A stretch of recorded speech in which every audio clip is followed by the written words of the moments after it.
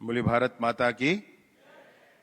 आज के कार्यक्रम में हम सबके बीच विराजमान हमारे प्रदेश के मुखिया और छत्तीसगढ़ की सरकार के मुखिया, जिन्होंने पूरे प्रदेश को विभिन्न आयामों में इतनी गति से आगे बढ़ाया है कि मैं सोचता हूं कि आश्चर्यचकित होते होंगे हमारे प्रदेश से बाहर के लोग।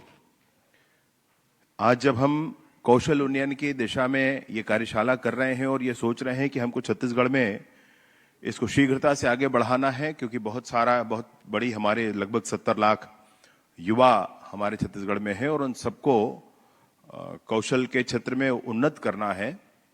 उसी समय माननीय मुख्यमंत्री महोदय विभिन्न स्थानों पर जाकर के ऐसी बड़ी कंपनियों से चर्चा करके उनका यूनिट छत्तीसगढ़ में हो, इसके लिए पूरी कोशिश कर रहे हैं। और अब तक वो बताएंगे माननीय मुख्यमंत्री महोदय कि कितने 100 करोड़ की राशि छत्तीसगढ़ में, कितने हजार करोड़ की राशि का इन्वेस्टमेंट का एमओयू छत्तीसगढ़ में हो चुका है। वो सारी कंपनियां जब बनकर खड़ी होंगी तो छत्तीसगढ़ के ही युवा उसमें काम कर रहे होंगे। ये दोनों ही बातें एक साथ आगे समानांतर बढ़ रही हैं। मैं सोचता हूं कि ये दोनों रेखाएं आकर जिस दिन मिलेंगी, उस दिन हम आज जो कार्यशाला कर रहे हैं वो, और माननीय मुख्यमंत्री जी हजारों करोड़ का जो इन्वेस्टमेंट छत्तीसगढ़ में ला रहे हैं, उसके लिए उपयुक्त माहौल बनाकर दे रहे हैं। ये दोनों ही बातें एक साथ याद की जाएंगी। ऐसे हमारे मुखिया माननीय विष्णुदेव साय जी का मैं हृदय से आज के इस कार्यक्रम में स्वागत करता हूं, अभिनंदन करता हूं। आप सभी से निवेदन करता हूं कि जोरदार तालियों के साथ एक बार माननीय मुख्यमंत्री महोदय का आप स्वागत करें। इन विषयों पर बड़ी गंभीरता से काम करते हुए विभाग के सचिव भारतीय दासन जी मंच पर विराजमान हैं। डॉक्टर सोनिया पंत जी, मतलब नीति आयोग जब से भारत में 2015 से भारत में बना है, और हमारे छत्तीसगढ़ में BVR सुब्रमण्यम जी थे जो अभी सीईओ हैं नीति आयोग के, वो वहां पर काम कर रहे हैं। तो मैंने अनेक मुलाकातें की, हमारे अनेक कार्यक्रमों में वो आए यहाँ छत्तीसगढ़ में, और उनका विजन भी बहुत गजब है और नीति आयोग का भी पूरा इंक्लूसिव विजन भी बहुत ही इनोवेटिव है, नवाचार युक्त है। ऐसे डॉक्टर सोनिया पंत जी हम सबके बीच में प्रोग्राम डायरेक्टर हैं, आई हैं, उनका भी हृदय से स्वागत करता हूं। आदरणीय हमारे राहुल भगत जी, माननीय मुख्यमंत्री जी के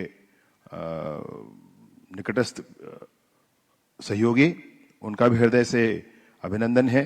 आदरणीय श्री विजय दियाराम जी, सीईओ हैं हमारे स्किल डेवलपमेंट के, उनका भी मंचासीन है, उनका भी हृदय से स्वागत है। और आप सभी साथियों का, मीडिया के साथियों का, सभी अधिकारियों का, विभिन्न प्रदेशों से आए सभी स्किल डेवलपमेंट के क्षेत्र में काम करने वाले साथियों का, अनेकों कंपनियों से आए जो लोग हैं जिनका आज एमओयू भी आज यहाँ होना है, उनका भी हृदय से स्वागत करता हूं। और विशेष रूप से ये जो कौशल उन्नयन का विभाग है, माननीय केदार कश्यप जी को आज माननीय मुख्यमंत्री जी ने एक बैठक में भेजा है, अन्यथा वो भी हम सबके बीच में होते। इस बीच में जो टेक्निकल एजुकेशन है और DDGU के दीनदयाल कौशल विकास, ग्रामीण कौशल विकास योजना, इसको मैं देखता हूं विभाग के नाते।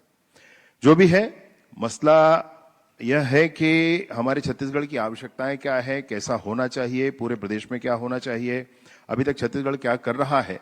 तो मैं एक दो चीजें अपनी जरूर बताना चाहता हूं।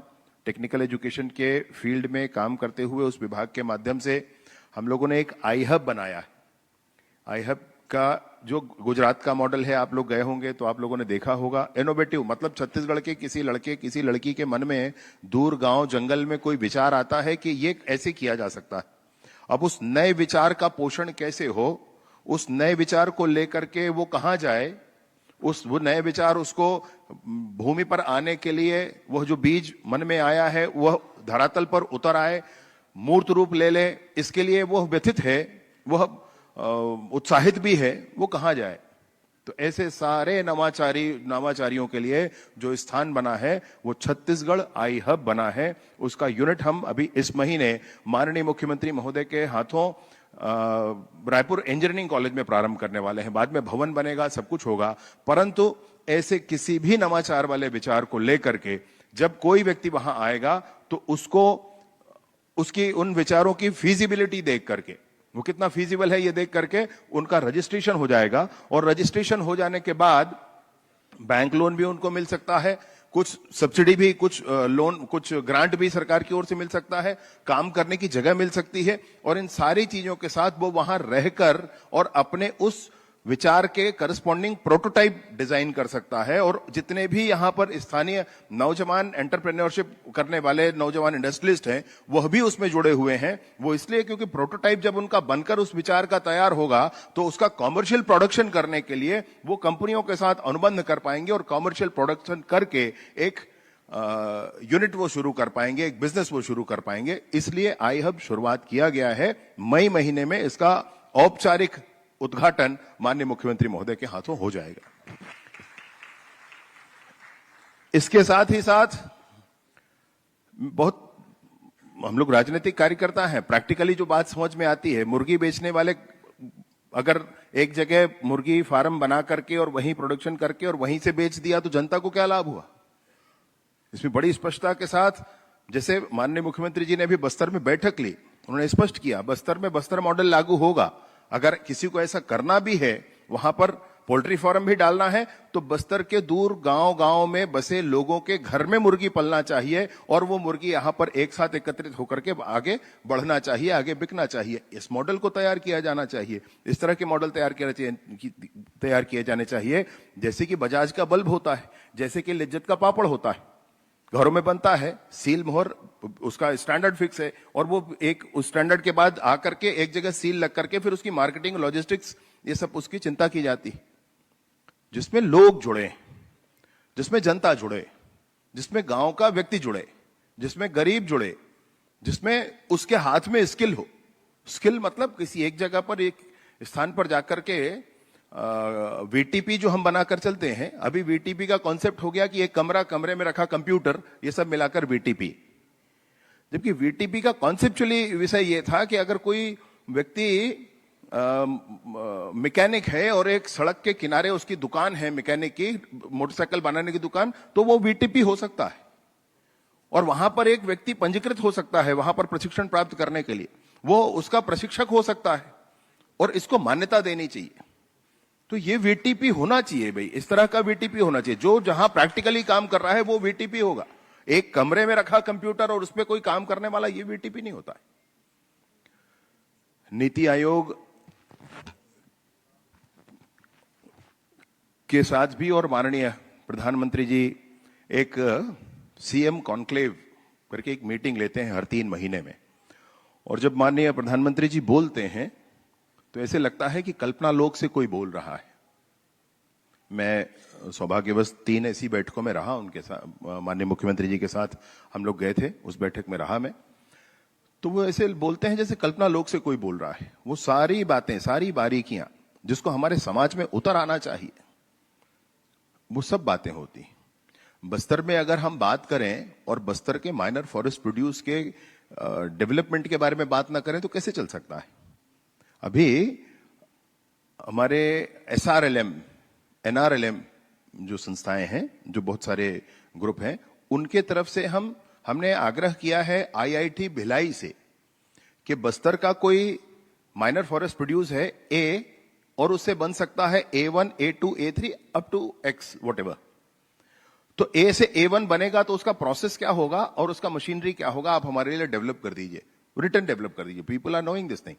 आपको डॉक्यूमेंटेशन चाहिए, डॉक्यूमेंटेशन हो जाए, और अगर कुछ अच्छा हो सकता है तो और हो जाए। A से A2 कैसे बनेगा, इसका डॉक्यूमेंटेशन हो जाए प्रोसेस का, और इसका मशीनरी हो जाए। एक हम ऐसा MOU भी करने जा रहे हैं। A फिर B कोई माइनर फॉरेस्ट प्रोड्यूस है तो B1, B2, B3 बन सकता है, तो उसके प्रोसेस और उसके मशीनरी के बारे में ये कर करके उन्होंने हमसे कहा है कि हम ये बना कर देंगे और बस्तर में हर जगह लागू किया जाएगा। माननीय मुख्यमंत्री जी की ऐसी मंशा है कि जितने भी आज हमारे सुरक्षा के कैंप बस्तर में लगे हैं, आने वाले समय में वो कौशल उन्नयन के केंद्र होंगे, वह उद्योग के केंद्र होंगे। वहां बस्तर के माइनर फॉरेस्ट प्रोड्यूस को लेकर के बनाए हुए विभिन्न प्रोडक्ट्स के लिए वो स्थान निर्धारित होंगे और नौजवान वहां पर काम करते रहेंगे। ये फोर्स वहां पर बहुत दिनों के रहने की आवश्यकता भी नहीं है, ऐसा माननीय मुख्यमंत्री जी का मानना है। बस्तर जैसे ही लाल आतंक से मुक्त होगा, हर एक कैंप के माध्यम से ये चीजें अंदर तक पहुंचाई जाएंगी। हमारे कौशल उन्नयन की दिशा में ये होना चाहिए।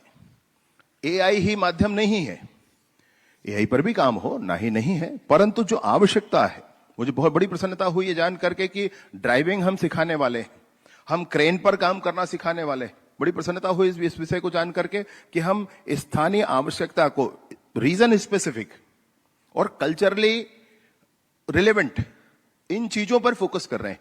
ये बहुत बड़ी बात है और ऐसा ही कौशल उन्नयन का दिशा होना चाहिए। आज आप दिन भर बैठकर आप लोग चर्चा करेंगे, इन सारे विषयों पर चर्चा हो और छत्तीसगढ़ में क्या कैसा हो सकता है। माननीय मुख्यमंत्री जी जिस ताकत के साथ, जिस रफ्तार के साथ छत्तीसगढ़ को आगे ले जा रहे हैं, उस छत्तीसगढ़ के लिए हम कैसे कर सकते हैं, कैसे संयोजन कर सकते हैं, कैसे लोगों को उन्नत कर सकते हैं, कौशल उनका उन्नत कर सकते हैं, इस पर जरूर आज आपके इस मंथन के बाद अमृत निकलेगा। इस विश्वास के साथ बहुत बहुत धन्यवाद। आपके संबोधन के लिए बहुत बहुत धन्यवाद माननीय उप मुख्यमंत्री महोदय। कोंडागांव जिलों में स्थापित 3 आपसी रूप से चयनित लाइवलीहुड कॉलेजों में दिया जाएगा।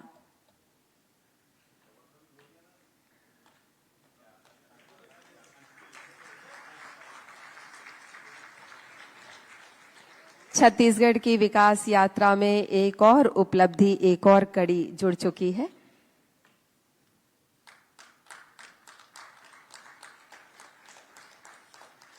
इसके बाद कौशल विकास, तकनीकी शिक्षा विभाग और नांदी फाउंडेशन, उच्च शिक्षा विभाग और नेस्कॉम के मध्य माननीय मुख्यमंत्री महोदय को स्मृति चिन्ह भेंट किया प्रतिनिधियों ने। और इसके बाद उच्च शिक्षा विभाग और नेस्कॉम के मध्य ये एमओयू उच्च शिक्षा के क्षेत्र में अध्ययनरत महाविद्यालय के 14 से 45 साल के युवा लाभान्वित होंगे। टेक्निकल एजुकेशन के ITI, engineering colleges, polytechnic colleges के अंतिम वर्ष में पढ़ रहे छात्र छात्राएं इस एमओयू के थ्रू लाभान्वित होंगी। यह नॉन प्रॉफिटेबल ट्रस्ट है, नाटीज हैं, दोनों पार्टियों की रिस्पॉन्सिबिलिटीज हैं कि हम उनको एक स्पेस देंगे जहां वो लैब सेटअप करके सभी प्रशिक्षणार्थियों को प्रशिक्षण प्रदान करेंगे। इस प्रकार से यह उत्साह भरा कार्यक्रम समाप्त हुआ। धन्यवाद इस एमओयू के लिए। और आज ये जो 4 एमओयू हुए हैं, ये छत्तीसगढ़ की विकास यात्रा में एक नए इबारत का सूत्रपात करेंगे, ऐसा हमारा विश्वास है। और इसी के साथ अब हम सभी को संबोधित करने के लिए, आशीर्वचन के लिए और भविष्य की योजनाओं के लिए और वर्तमान में जो योजनाएं माननीय मुख्यमंत्री महोदय के मार्गदर्शन में चल रही हैं, उन पर प्रकाश डालने के लिए हम पूरे सम्मान के साथ और आदर के साथ और तालियों की आवाज के साथ माननीय मुख्यमंत्री श्री विष्णुदेव साय जी को ससम्मान आमंत्रित करते हैं।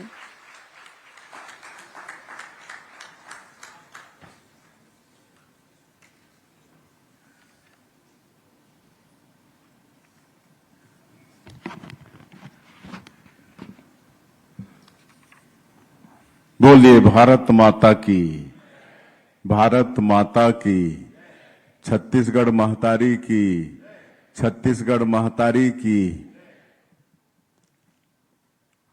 कौशल विकास को लेकर आयोजित आज के कार्यशाला में हम लोगों के बीच मंच में विराजमान हमारे प्रदेश के ऊर्जावान डिप्टी सीएम, जिनके पास कौशल विकास और रोजगार विभाग भी है, आदरणीय श्री विजय शर्मा जी, कौशल विकास एवं तकनीकी शिक्षा विभाग के सचिव डॉक्टर एस भारतीदासन जी, नीति आयोग दिल्ली से पधारी कौशल विकास के program director doctor Sonia Pant ji, कौशल विकास विभाग के CEO Shri Vijay Dayaram, CM secretary Shri Rahul Bhagat ji और सभी अधिकारीगण मुझे ज्ञात हुआ है कि आज का ये कार्यशाला कई सत्रों में चलेगा और इसमें हमारे कौशल विकास से संबंधित कई विशेषज्ञ भी आए हैं मध्य प्रदेश और उड़ीसा से, उनका भी स्वागत है। और जिनके साथ अभी एमओयू हुआ है, महिंद्रा एंड महिंद्रा, नांदी फाउंडेशन, नेस्काम, उनके भी सभी महानुभावों का स्वागत है। और प्रदेश भर से आए हमारे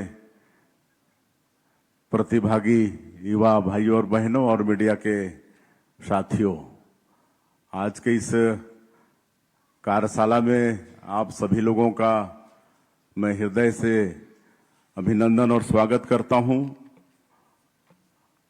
और ये जो कौशल विकास को लेकर आज का एक कार्यशाला आयोजित है, नीति आयोग भारत और भारत सरकार और हमारे छत्तीसगढ़ सरकार के कौशल विकास विभाग के संयुक्त तत्वाधान में, मैं उनका भी आभार करता हूं।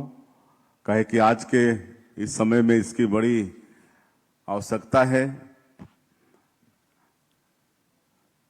आज का ये कार्यशाला युवा, महिला और ट्राइबल, ये तीनों को फोकस करके उनके कौशल विकास के लिए रखा गया है। और हम सब जानते हैं कि हमारा ये देश विश्व का सबसे बड़ा युवा देश है, सबसे ज्यादा युवाओं की संख्या हमारे देश में ही है। और आज सबको सरकारी नौकरी देना संभव नहीं है, तो सबको रोजगार से जोड़कर उनको आर्थिक रूप से सशक्त बनाने का काम ही हम लोग कर सकते हैं। और बड़ा सौभाग्य का विषय है कि भारत सरकार में भी कौशल विकास मंत्रालय का अलग से गठन है, जिसके माध्यम से पूरे देश में युवाओं को प्रशिक्षित किया जा रहा है। 2013 से हम लोग भी अपने प्रदेश में, छत्तीसगढ़ में कौशल विकास के लिए काम कर रहे हैं। मुझे अच्छी तरह से मालूम है 2006 में हम भारतीय जनता पार्टी के प्रदेश अध्यक्ष थे, डॉक्टर रमन सिंह जी मुख्यमंत्री थे। तो एक बार हम लोग नवा साल में दीनदयाल शोध संस्थान, जो कि मध्य प्रदेश और उत्तर प्रदेश के बॉर्डर में है, वहां पर गए थे। और वहां पर हम लोग 3 दिन तक रहे थे। और वहां पर जो हम लोगों ने देखा कि वो दीनदयाल शोध संस्थान एक संस्थान जिसके संस्थापक थे नानाजी देशमुख, जो सांसद थे कई बार के, और उन्होंने वो संस्थान खड़ा किया था। और हम लोगों को ज्ञात हुआ कि वो 500 गांव को गोद लिए हैं। और गोद लेने का मतलब कि 500 गांव का एक एक घर का, एक एक परिवार का उनके पास डाटा था। और उनका उद्देश्य था कि 500 गांव में हर परिवार आर्थिक रूप से डेवलप हो, उनके पास जो उनका खर्च है उससे ज्यादा आय हो, और उनकी रुचि के अनुसार उनके पास जो आवश्यक संसाधन था, स्किल करते हुए उनको मजबूत करने का काम वो संस्था कर रही थी। और 2006 तक हमको बताया गया हम लोगों की 80 गांव को आत्मनिर्भर कर चुके हैं, 80 गांव को। तो उसका मतलब ये नहीं था कि हर परिवार को नौकरी से जोड़े, लेकिन जिस परिवार के साथ जो भी था, बंजर भूमि थी तो वहां पर फलोद्यान, वृक्षारोपण, औषधि का पौधा लगा के, और वो दीनदयाल शोध संस्थान जो कई 100 एकड़ में है, उसमें हर तरह का प्रशिक्षण का कार्यक्रम वहां पर दिया जा रहा था। हर्बल प्लांट लगाने से लेकर पशुपालन, गाय पालन, मछली पालन, हर चीज तो मेरा इसका यहां पर जिक्र करने का आशय ये है कि एक व्यक्ति अगर ठान ले तो क्या कुछ नहीं कर सकता है।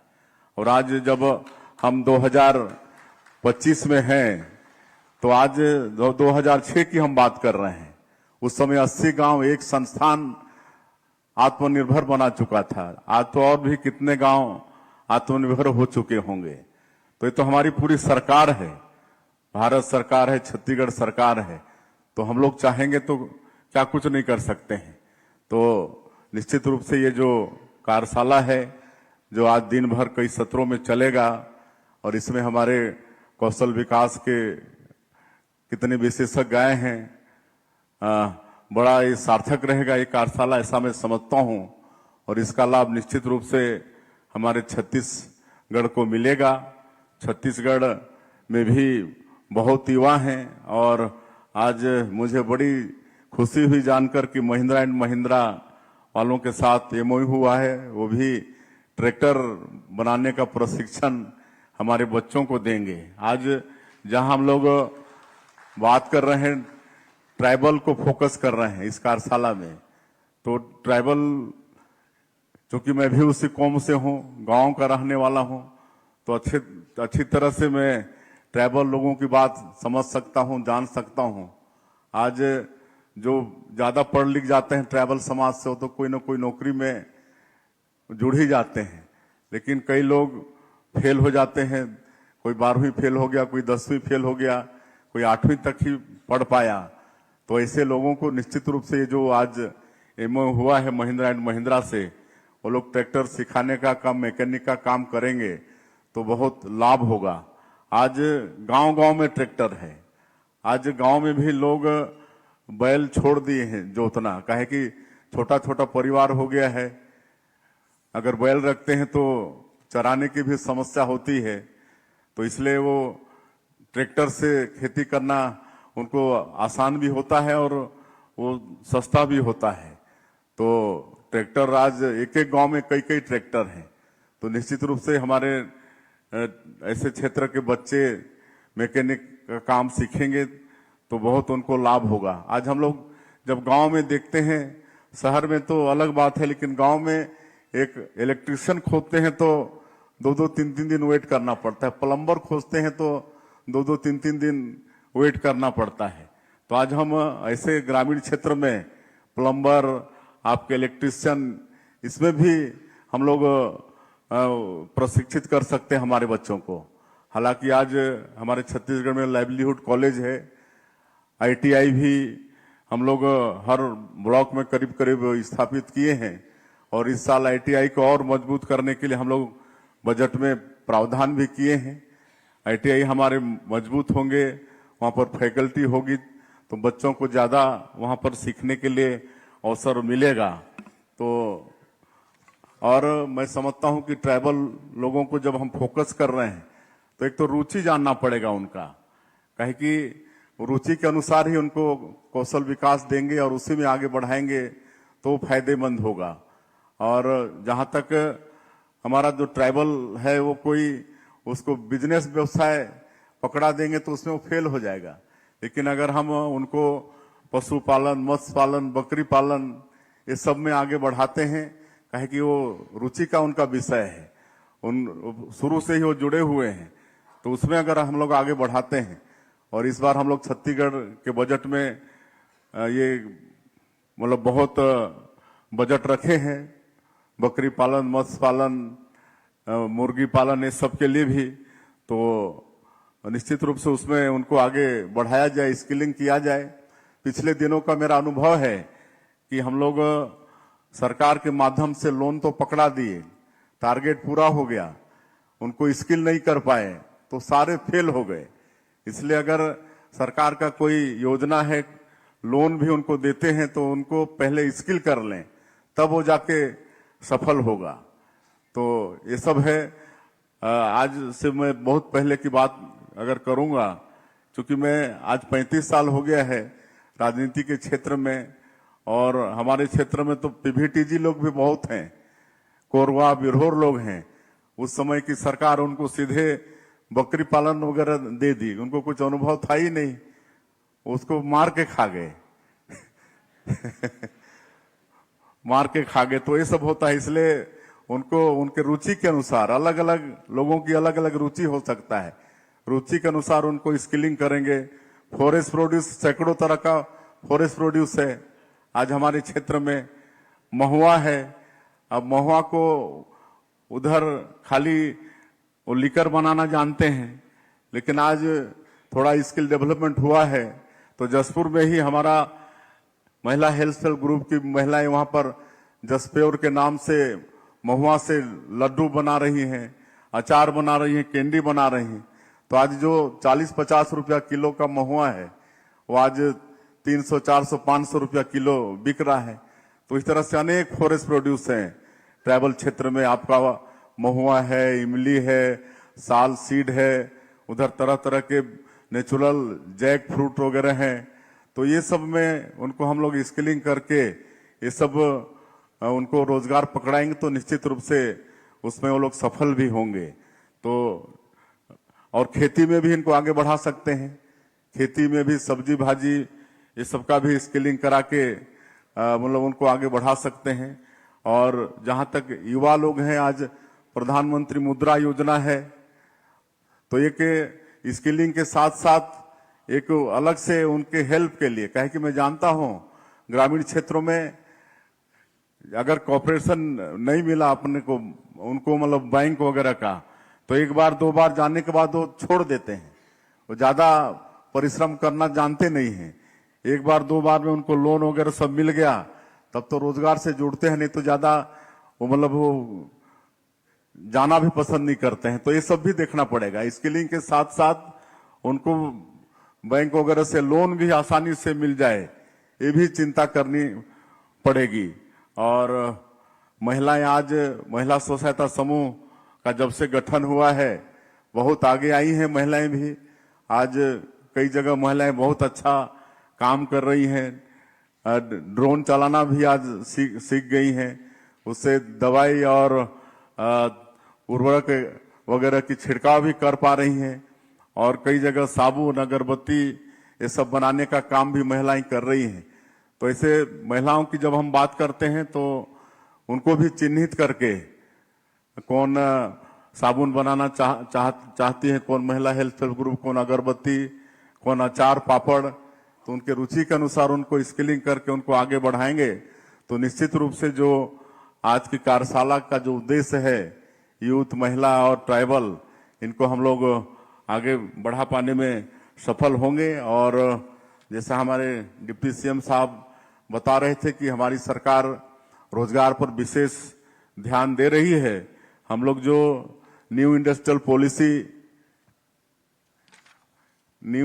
पॉलिसी जो हम लोग लाए हैं, उसमें विशेषकर हमारा सरगुजा और बस्तर संभाग को फोकस किए हैं, जो जनजातीय बाहुल्य है। और जो अगर ST SC महिला, कोई दिव्यांगजन है, कोई अग्निवीर का रिटायर है, तो उनके लिए विशेष रियायत भी दिए हैं। और अगर कोई उद्यमी अपने उद्यम में 1000 रोजगार देता है तो उसके लिए नई इंडस्ट्रियल पॉलिसी में 20 फोक की नीति लाए हैं। कई तरह की उनको सहूलियत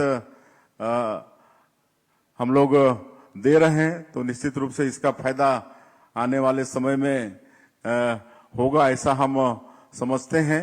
और आज नेस्कॉम और नंदी फाउंडेशन, इनके साथ भी MOU हुआ है, उनका भी स्वागत अभिनंदन करते हैं। निश्चित रूप से उनका भी हमारे छत्तीसगढ़ को लाभ होगा। और चूंकि कई सत्र में आप लोगों का ये कार्यशाला चलने वाला है, इसलिए मैं आप लोगों का फिर से एक बार बहुत बहुत अभिनंदन स्वागत करते हुए, और ये कार्यशाला सफल हो, हमारे विशेषज्ञ लोगों की बातों को हमारे जो प्रतिभागी भाई बहन हैं अच्छे से सुने और आगे अपने जीवन में कोई न कोई रोजगार से जुड़े, ऐसा मुझे पूरी संभावना है। और ये सफल हो ये कार्यशाला, ऐसी शुभकामनाएं देते हुए मैं अपनी बात यहीं समाप्त करता हूं। जय हिंद, जय छत्तीसगढ़। आपके सारगर्भित संबोधन के लिए बहुत बहुत धन्यवाद माननीय मुख्यमंत्री महोदय। आपकी दूरदृष्टि, जैसा कि आपने कहा कि रुचि के अनुसार स्किल प्रशिक्षण दिया जाना चाहिए, डेवलपमेंट होना चाहिए। वाकई ये एक ऐसी सोच है जो छत्तीसगढ़ के युवा, महिलाओं और जनजाति समुदाय के लोगों को अपना भविष्य उज्जवल करने में बहुत ही कारगर साबित होगा।